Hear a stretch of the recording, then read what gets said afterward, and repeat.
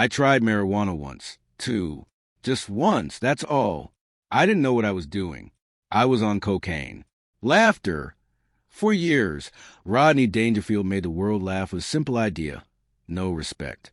Music, it became his signature, the line everyone remembered.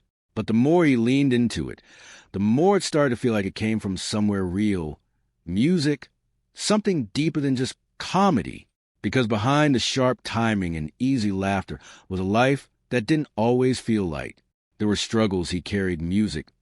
Quietly, parts of the story he never fully let the audience see. Now, 28 years later, those hidden pieces are starting to surface.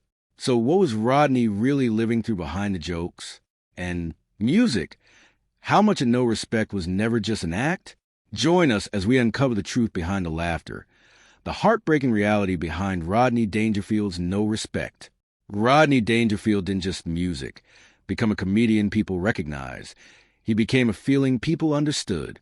Music, that slouched posture, that tired voice, that running line about getting no respect. It landed because it felt familiar, like he wasn't performing to the audience, but quietly speaking for them. And somehow, against all odds, he turned that misery into something magnetic. He made being overlooked feel almost iconic.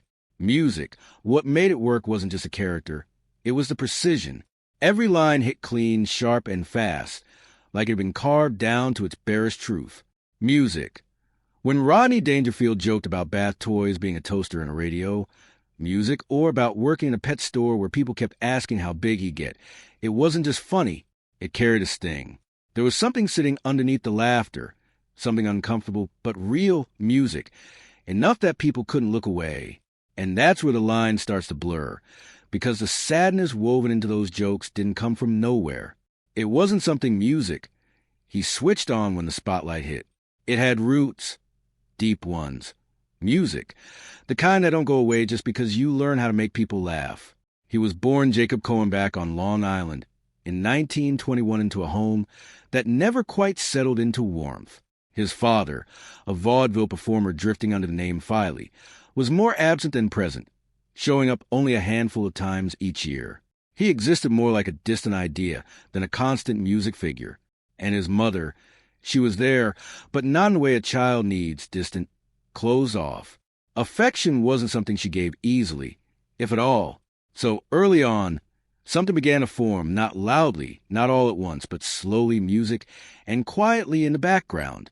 By the time he spoke years later with Howard Stern, music, fragments of that childhood had already hardened into memory.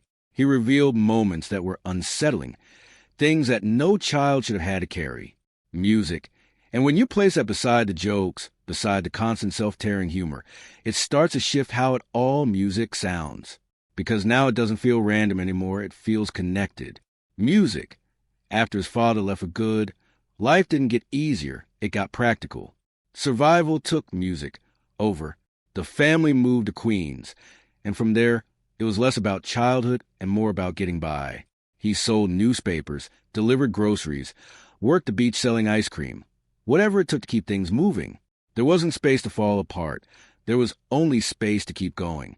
But even then, music, something in him leaned toward comedy. At just 15, he started writing jokes, testing the waters, trying to find a way in. By 19, he'd shed the name Jacob Cohen and stepped into Jack Roy, chasing something that still felt just out of reach. For nearly a decade, he struggled music. Really struggled. Odd jobs, failed gigs, even working as a singing waiter until music, that too slipped away. Nothing stuck. So he stepped back, not dramatically, not with closure, just quietly. He took a job selling aluminum siding, built a life that looked stable on the outside, music, and supported a family. And for a moment, it seemed like that was it, the end of music, the story. But even then, there was something unfinished about it.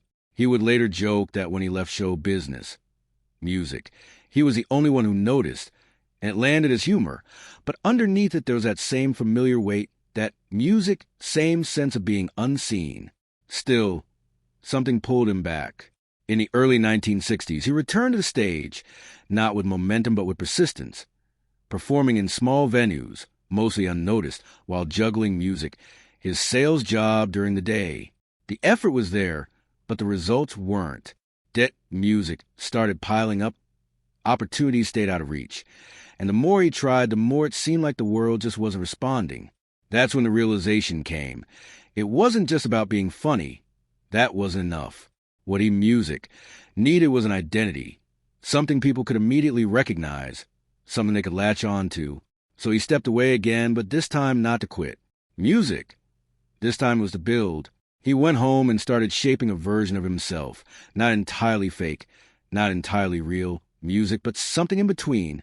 A man for whom nothing ever worked out, a man constantly music, overlooked, a man stuck in a loop of rejection and disappointment. And the truth is, he didn't have to reach very music far to find it.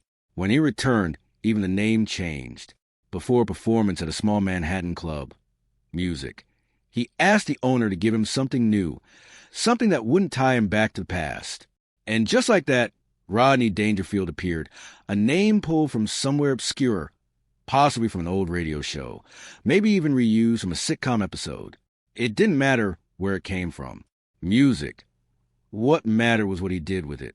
Because from that moment on, the character and the man began to move closer together. And the more he leaned into that idea of getting no respect, the more it stopped feeling like a routine and started feeling like a reflection. Why Rodney music? Dangerfield's childhood was no laughing matter. Rodney Dangerfield's story doesn't just begin with struggle. It begins with absence. The kind that leave a child to figure things out alone long before they should have to. Growing up poor, he didn't have the luxury of a soft landing. Life came at him early, and it came fast. So, he music. Worked anything he could find, anything that brought in a little money, because even small change mattered back then. And in a time when a single nickel could mean something, that value carried a weight no child fully music understands. According to his own words, and it's not easy being me, there was a moment, one that didn't seem unusual at first, at least not to the music, eyes of a 5-year-old boy wandering his neighborhood with no one watching closely enough. Music. He had got used to being on his own. It wasn't strange, it was normal. That's when a man approached him. The offer sounded simple. Sit for a while and earn a nickel. And for a child who already understood music, the value of money, it didn't feel like a decision. It felt like an opportunity. So he agreed. Music. He sat there, unaware as the moment stretched into something else. Something he didn't yet have the language to question. And that's what makes it linger. Because he went back not once, not twice, but many times. Each visit tied to that same small reward, each moment repeating itself in a way that blurred the line between innocence and something far more complicated.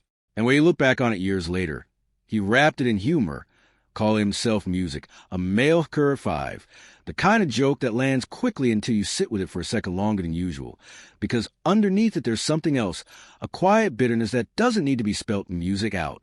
It shows up in the way he ended the story, not with laughter, but with a line that pointed music, somewhere deeper, thanking his mother not with warmth, but with something closer to blame. Not loud, not explosive, but sharp enough to cut through everything that came before music. And when Rodney Dangerfield spoke about years later, there was no attempt to dramatize music. He admitted that it could have shaped him differently, that it could have pushed him towards something darker, but somehow it didn't, or maybe it did, just not in the way anyone expected. Because when you step back and look at the man he became, the constant self-criticism, the jokes that always turned inward, the feeling that nothing ever quite worked out, you start to see the pattern, not clearly, not all at once, but enough to understand that the laughter didn't come from nowhere. It came from somewhere that had been there all along.